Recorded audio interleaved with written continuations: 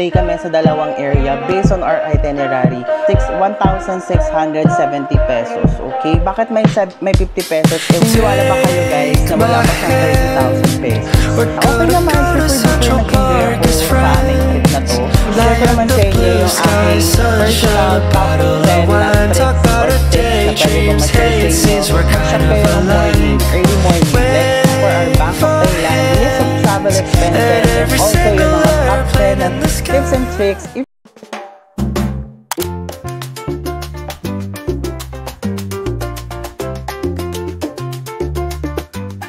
Pupunta ka ng Bangkok, Thailand this year or soon, kung may mga nabook ang mga seat sales or basta pupunta ka lang ng Bangkok, Thailand at kailangan mo ng travel guide or kailangan mo ng mga idea about the expenses, kung ano yung mga kailangan gawin or gusto mo ng mga tips and tricks, guys, save this video or panoorin mo tong buong video kasi ibibigay ko yun sa inyo. Yes na yes for you. So, hello friends and hello besties and welcome to another sit-down vlog. Yes na yes for you. Dito lang yan sa ating YouTube channel. Kaya make sure guys, nakasubscribe kayo sa aking YouTube channel at hit mo lang bell button para updated ka and every time mag-upload ako. And also mga bestie ko, i-follow nyo ako sa aking mga social media accounts. If gusto nyo ng mga daily updates, daily ganap, or kung saan man ako, may mga updates man ako, kailan ako mag-upload dito sa aking mga social media accounts or dito sa aking YouTube channel, guys, make sure to follow me on all my social media accounts. Ilalagay ko dito sa screen. Ang dami ka nang sinabi, opo, pero hindi pa ako nagpapakilala. So, by the way, my name is Josh Aragon, a travel vlogger and a lifestyle vlogger here in the Philippines. So, gumagawa ako ng mga travel contents, budget tips about traveling, mga lifestyle contents, mga user-generated contents. Like, for example, gumagawa ako ng mga product reviews. Yes, dito po yan sa aking mga social media accounts at ako po yun. Opo, ako nga po. Ang dami ko na naman sinabi, pero without further ado, i-start na natin itong video na to. Yes, in this video mga bestie, gaya ng ginawa ko sa aking mga past videos, gumawa ko ng mga travel guides or travel list of expenses ko sa mga countries na pinupuntahan natin. Yes po, kung hindi nyo napapanood, gumawa ko, the last time na gumawa ko noon is nung Bali, Indonesia. But this time guys, yes, gagawa po tayo ulit since gusto ko i-share sa inyo yung mga naggastos namin during our travel sa Bangkok, Thailand. Pero kung hindi nyo pa napapanood yung aking Bangkok, Thailand na travel vlog, mga bestie, ilalagay ko sa screen or dito sa taas yung link para mapanood nyo yung ating Bangkok, Thailand travel vlog. Okay, so pag natapos nyo na yun, proceed na kayo dito sa ating video na yon. Okay, so yon mga bestie ko, gumawa po tayo ng Bangkok, Thailand list of expenses and tips and tricks for Filipino travelers this 2025 or sa mga coming years pa. So sana makatulong itong video na to if magpaplano kayong pumunta ng Bangkok, Thailand this year. Okay? So without further ado, start na natin tong video na to. So ayun mga bestie ko, start na tayo. So yung ating mga travel expenses mga bestie, meron tayong two types which is yung pre-book expenses and then yung next is yung trip expenses or yung mga naggastos ko the entire trip sa Bangkok, Thailand. So start tayo doon sa ating pre-book expenses. Una na dyan mga bestie, meron tayong flight tickets or round trip flight tickets. Pag pupunta kayo ng ibang bansa mga bestie, make sure na dapat meron kayong round trip tickets, okay? Wag na wag kayo magti-TNT, okay? Yun ang pinaka red flag sa immigration. Dapat meron kayong round trip tickets. So binuko yung flight namin sa Cebu Pacific nung 10/10 sale last year, diba? Ang tagal na. Ganun syempre as a seat sale warrior tayo mga bestie ko. Cebu Pacific talaga yung mostly nag-offer ng cheaper price. So with this one, nabook namin siya nung 10/10 sale. Manila, Don Muang, tsaka yung pabalik namin is Suvarnabhumi to Manila, which is dalawang airport ng Bangkok yung na-try namin. Kasi yung 10/10 sale, medyo may kamahalan pag direct to Suvarnabhumi. So, luckily, meron na si Cebu Pacific na Don Muang flight going to Bangkok, okay? So, para sa naman yung biyahe, medyo mas malaki lang yung Suvarnabhumi Airport compared to Don Muang, okay? So, yung price ng flight tickets namin, na round-trip flight tickets, is during 10/10 sale is 3,830. Pero nowadays, makakabook kayo kahit papaano ng mga less than 10,000 pesos going to Bangkok, Thailand. But for us, syempre seat sale warrior tayo, nabook namin siya ng 3,830 pesos, okay? Nung 10-10 sale yan. So, next naman natin is yung prepaid baggage allowance. Yung prepaid baggage allowance ko is 20 kilos na baggage. Round trip siya. Okay? So, ang total nun is 2,520. 2,520 pesos siya. Round trip na yun na 20 kilos. Okay? So, next naman natin mga bestie ko is yung hotel accommodation na nabook namin siya sa Agoda. Yes, nagstay po kami sa Bangkok, Thailand. Kung napanood niyo yung Bangkok travel vlog natin, nagstay kami sa dalawang area based on our itinerary. I think this is the best time, a best choice na naginawa ko during na nagpaplano kami papunta ng Bangkok, Thailand, na mag-base kami, kung saan kami mag-stay, mag-base kami sa aming itinerary, which is, yun nga, yung nabook namin na hotel is yung Pranacon Postel. Ang nabook namin doon per person for 3 nights is 4,200 pesos na siya for 3 nights, okay? Bakit kami doon nag-book? Kasi mas malapit siya sa mga temples, sa Chinatown, sa Talat Noi, sa Icon Siam, which is yun yung first and second day naming itinerary sa Bangkok, Thailand, na napakatipid namin sa pamasahe. As in, super lakad lang talaga kami going to sa mga sa temples. So, super duper tipid na siya sa pamasahe. Kaya naging choice namin na doon kami magbubook sa Pranacon Posh. So, next naman natin na pinagstayan is yung sa Picnic Hotel Bangkok, which is ang per night namin doon, or yung nagstay kami doon ng 2 nights. So, tag 3,000 pesos kami doon. May libreng breakfast na siya. Kasi nabook namin is triple room. So, yon, super ganda ng location nung Picnic Hotel. Sa may Rangnam Alley siya. Malapit siya sa Victory Monument Station. And, ayun nga, maraming 7-Eleven, a convenience store na tapat. Parang 5 ata yung nadaanan namin convenience store doon sa mismong Rangnam Alley na malapit sa may Picnic Hotel. So, good thing siya for me. Tapos yung breakfast nila, as in, super sarap. Tapos, 6:30 AM, nag-start na yung breakfast nila. Okay? Bago pa nga umuwi kami ng Pilipinas, bago pupunta kami ng airport, nakapag-breakfast pa kami. So, yun. So, ang total natin for hotel accommodation is 7,200 pesos na siya for our 6 days and 5 nights stay in Bangkok, Thailand. Okay na rin siya for me kasi yun nga, gaya ng sabi ko, nakatipid kami sa transportation, okay? So, next naman natin is yung Philippine Travel Tax. Yes po, pagpupunta po kayo ng ibang bansa, required po tayo magbayad ng Philippine Travel Tax. For economy lang naman is 1,670 pesos, okay? Bakit may 50 pesos, 1,620 lang naman yon. Kasi nga ako, ayokong pumila sa airport, gusto ko check-in agad. So, yun. Kaya, purchase na ako ng Philippine Travel Tax sa Cebu Pacific pa lang, okay? Pagka-book pa lang, sinama ko na yung travel tax na 1,670, okay? So, next naman natin, mga bestie ko, is yung travel insurance. Bakit may travel insurance ako lagi pag once na nagpo-travel ako sa ibang bansa? Syempre, mga bestie, hindi natin alam kung kailan magkakaroon ng aksidente. Wag naman, knock on wood, no? Maganda na yung yung payapa yung travel mo, na wala kang iniisip na baka mamaya may mangyari ganun. At least, 'di ba, kung meron man, covered ka ng insurance. So, yung sa travel insurance ko, libre lang siya, free lang 'yon. Via Malayan Insurance, kasi meron tayong card sa RCBC na pag once na may travel ka, meron kang travel insurance na free. So, 'yon, maganda naman yung coverage niya. So, 'yon. Next naman natin is yung Klook na eSIM card, okay? Hindi siya SIM card eh. eSIM lang talaga. Kinuha ko yung 10 days na 50 gigabytes na unlimited data na siya, mga bestie ko. At ang mura lang naman ng mga tawag dito ng mga SIM card sa Bangkok, Thailand, na 260 pesos lang yung nabuko na yun, okay? So, nabuko siya sa Klook, okay? So, yun, ilalagay ko yung link sa description box below if you want to book that eSIM. Bakit ako nag-eSIM, mga bestie? Kasi natry ko siya, nag-eSIM kami nung pumunta ako ng Vietnam nung last year. Convenient pala talaga mag-eSIM, mga bestie, kasi paglapag mo agad-agad, meron ka ng signal agad-agad. Hindi ka na pupunta sa airport or mag-open pan. Mamaya mawala pa yung original SIM card mo. So, ito, compatible naman yung cellphone ko dun sa eSIM, kaya tinry ko mag-eSIM na lang.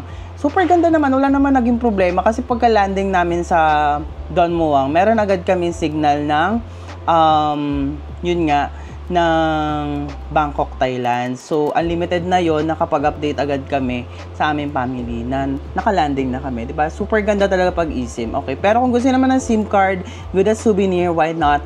Pwede rin naman. So, pwede kong ilagay dito guys, yung link sa description box below.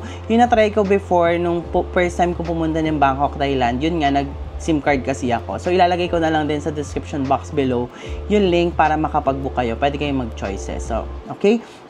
So, next naman natin is yung mga Klook bookings, which is isa lang naman yun, which is yung Chao Phraya White Orchid na Sunset Cruise.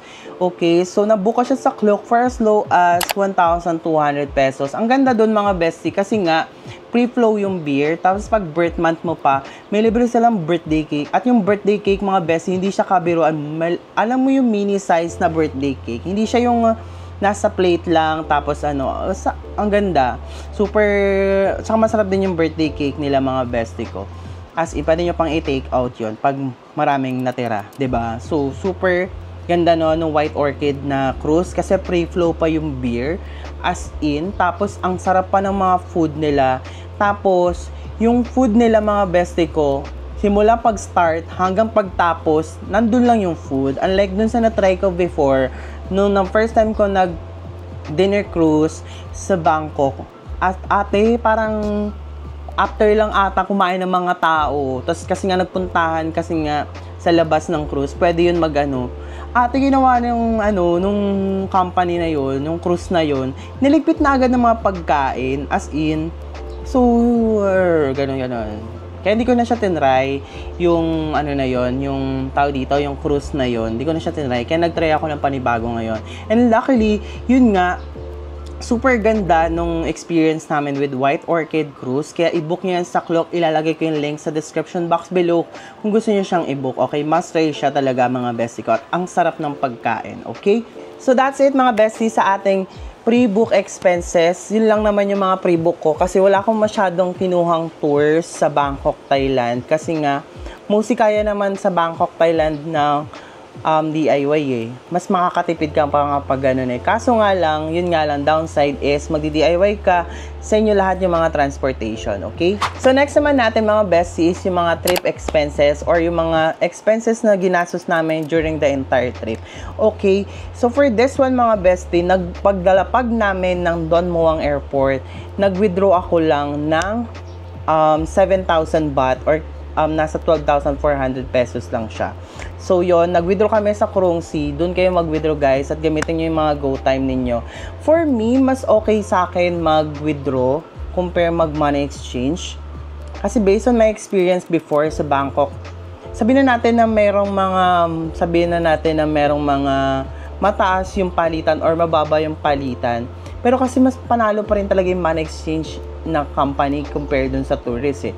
So me, ngayon, sa second time ko, na-try ko na rin naman dun sa travel namin before sa Bali tsaka sa Vietnam, na nag-withdraw na lang. Mas okay mag-withdraw kasi yung fee lang yung babayaran mo. Tsaka malit lang naman yung foreign exchange rate nila. Pag once ginamit nyo yung GoTime card or yung GCash card, okay? So, yun lang maaano ko sa inyo. Wag nyo nang gamitin yung mga Philippine banks nyo dito na card or yung mga debit cards niyo, gumamit kayo ng GCash or GoTime. Yun lang talaga pwede kong ma-recommend sa inyo. Kasi mababa lang yung foreign exchange rate nila. As in, minsan wala pang mga charge. Pero sa Bangkok, Thailand, meron silang charge na 220 baht. So, okay lang naman. So, ang tip ko sa inyo, mag-withdraw kayo ng isahan lang. Yun yung budget ninyo buong entire trip para hindi kayo malugi sa mga withdrawal fee. Like, for example, sa Bangkok, meron silang 220 baht. Okay? So, yung dami ko nang sinabi, yun nga, 7,000 baht yung ating na-withdraw. So, una ng mga besties sa ating trip expenses or entire trip expenses is yung airport transfer. Sa Bangkok, Thailand, guys, hindi nyo na kailangan mag-book ng mga private transfer beforehand. For me, okay naman kasi nag-book lang kami through Bolt. At saka mura din naman yung mga taxi or yung mga hailing apps doon sa Bangkok. Like for example, Bolt ang pinakamura mga bestie. From Don Muang going to our hotel, mura lang naman. So yung naggastos namin for airport transfer is 1,000 pesos. Kasi yun nga, tatlo kami, si siya nilibre namin, so kami ni Beach. So tag 1,000 na lang kami ni Beach. Okay, so yun, nagastos namin doon is 1,000 pesos.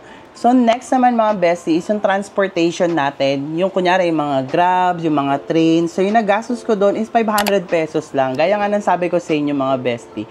Nagstay nga lang kami sa mga hotels na malapit based on our itinerary. So, yun pwede kong mabigay na tips sa inyo. Magstay kayo kung gusto nyo mag-explore or what.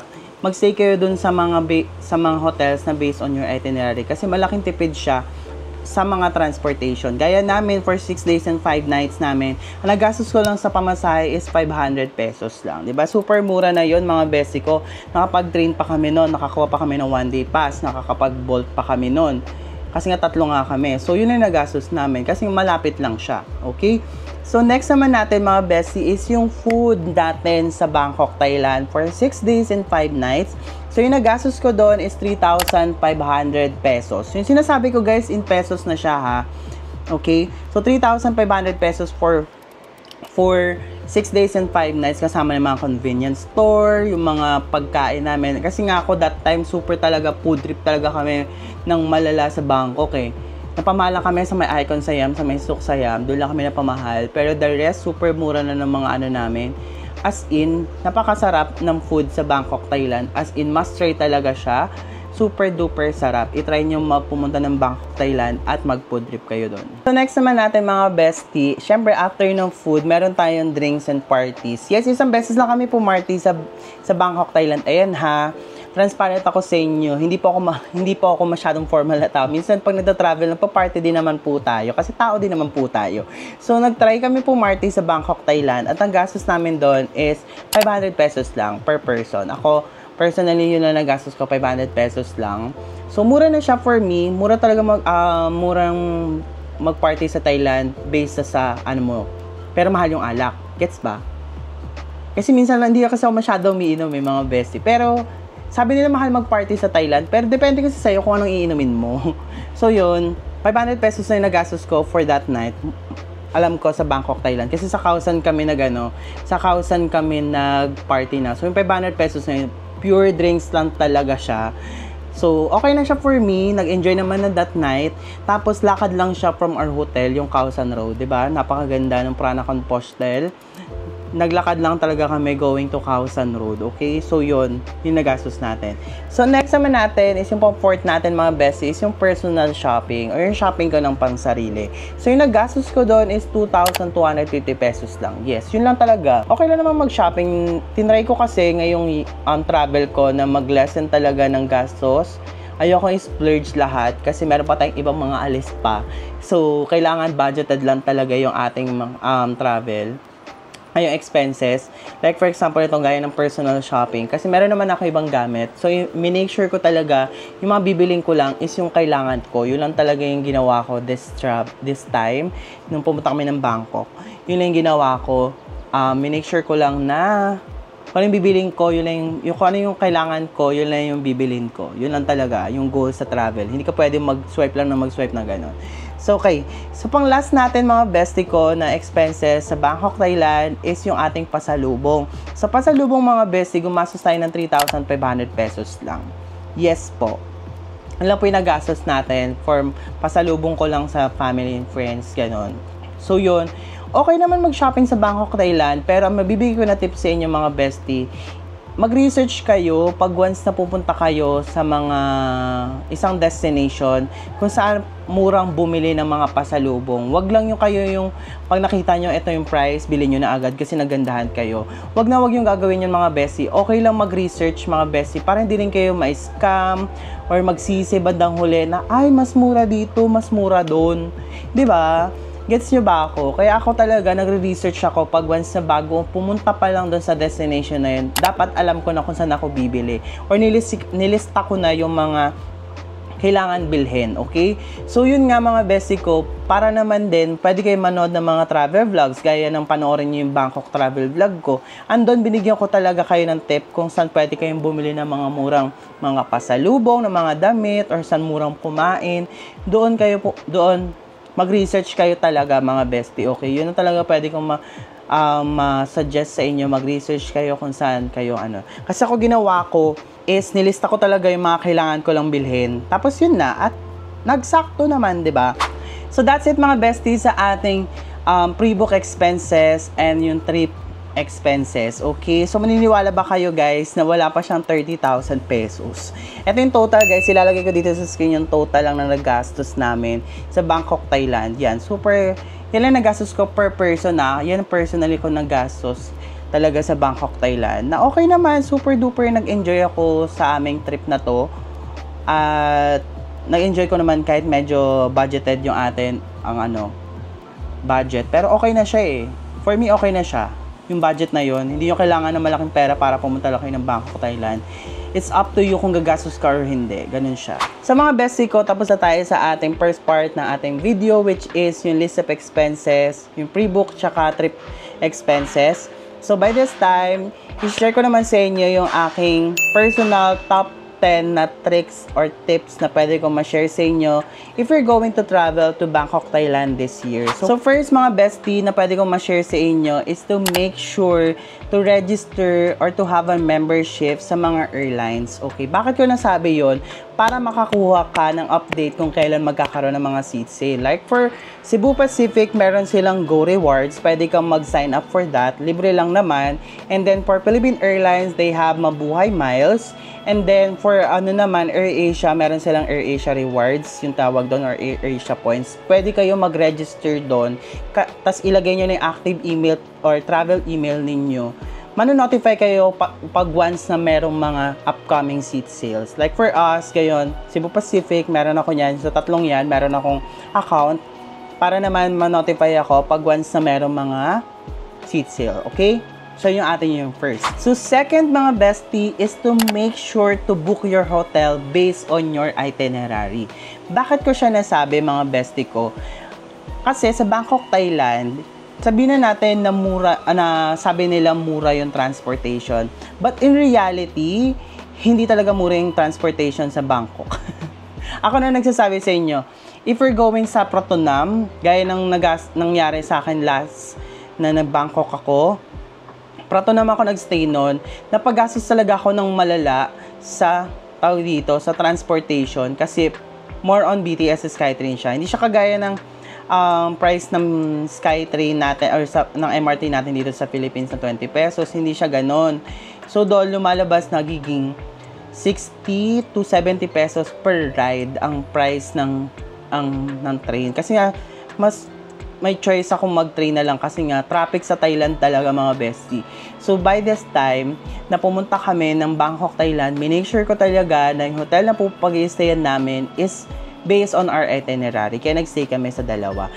But yung tip na to mga besties, applicable lang siya dun sa mga traveler na gusto mag-explore sa Bangkok talaga. Or yung gusto ng options ng mga hotel. Like for me, na 2 hotels na pinag-stayan namin. So nakaka-enjoy naman siya. Hindi naman siya nakakapagod. Kasi mag-enjoy ka lang talaga.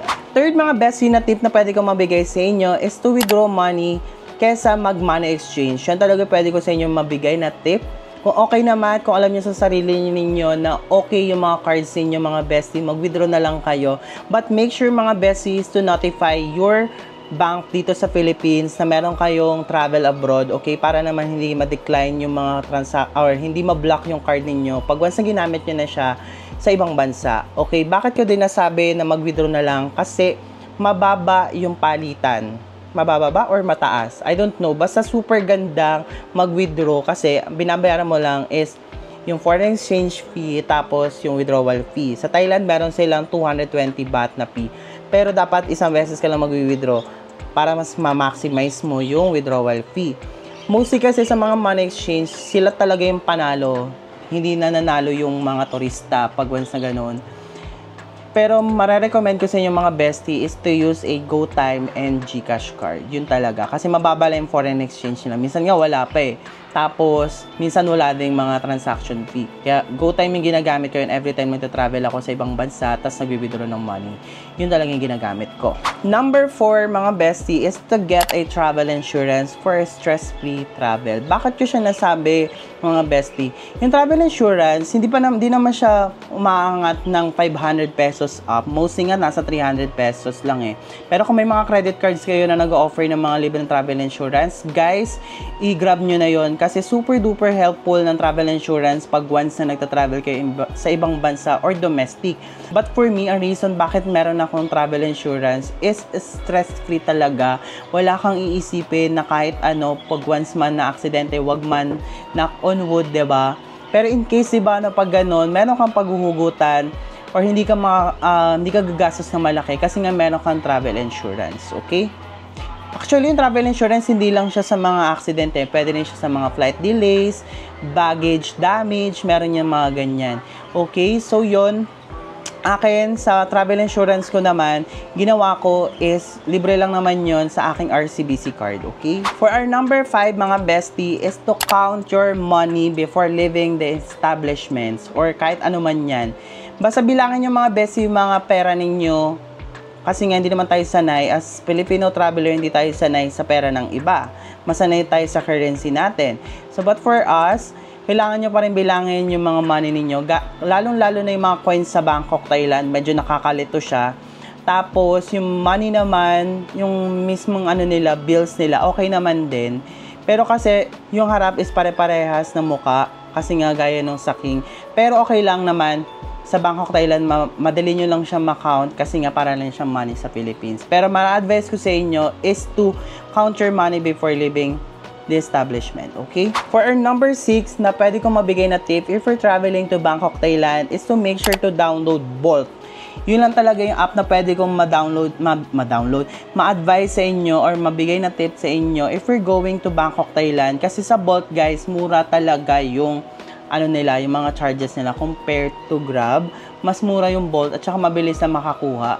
Pag once na may punta ka ng ganito, punta ka ng ganyan, mabilis nang kumuha. Tsaka, tawag dito, mababait yung mga driver sa Bolt based on our experience. For our number 7, mga bestie na tip na pwede kong ma-share sa inyo is to make sure to maximize your itinerary and plot your transportation using Google Maps.